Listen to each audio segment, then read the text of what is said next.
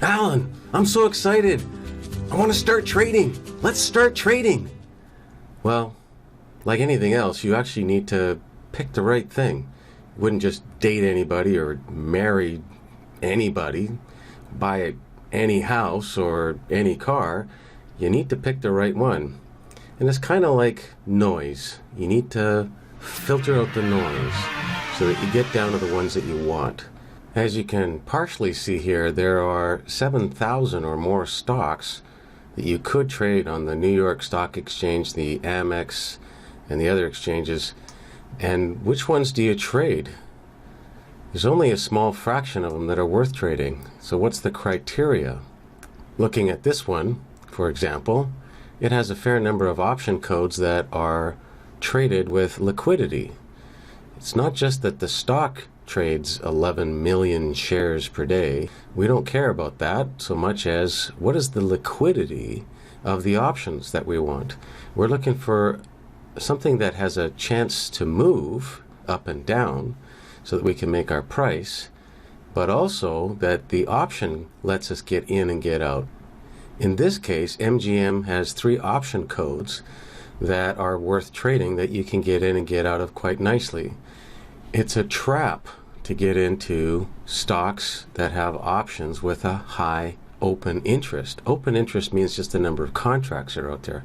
I don't care about that. What I care about is that somebody's going to trade them.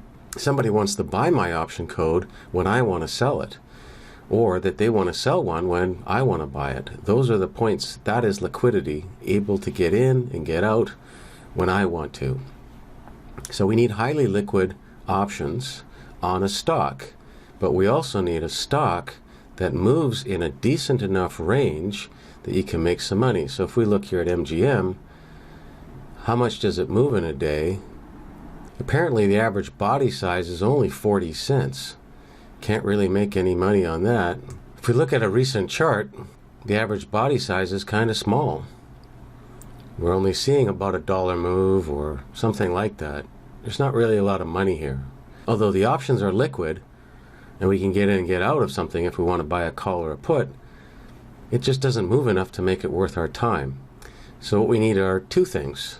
Good liquidity on the options, and we need good range in movement on the stock. Although there may be 7,000 stocks to pick, you don't want to go sorting through all that. Neither do I. That's why we use a list where the computer checks 1 million option codes every week, and then it thoroughly examines 300,000 option codes. You don't want to do that either. Neither do I. So of the 7,000 stocks you could trade, it comes down to a list of about 30 or more stocks that are good for what we want to do. So here's a short list of those stocks. But you see here the high-low range in this column? That means that during a day that this stock actually does move in a reasonable range. So something like this one, $7, you could actually make some money. If we look at the chart, you can see with these horizontal lines on the side that the stock actually moves a fair bit. And so here, you can see on this particular day that the open was 222, the close was 229, high and the low, but its range was $13.83. That's a really good range. And you can see there's many more days here where the range was $5, $6, $9, $7. You can make some money. That's the point. And this list is kind of small, which is what we want. This one has 78 stocks. But then we filter it down even some more because we don't want these $1 range stocks. And so this list does it for you. And that's the kind of stock list that you want. So this is what to trade. In the tools of a day trader, this is the first one. This is called what to trade.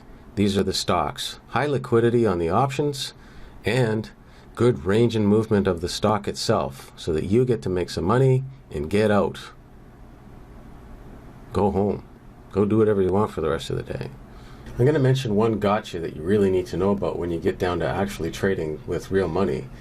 And that's the difference between the bid price and the ask price. The bid price is what people are willing to pay for something, and the ask is what they're willing to sell it for.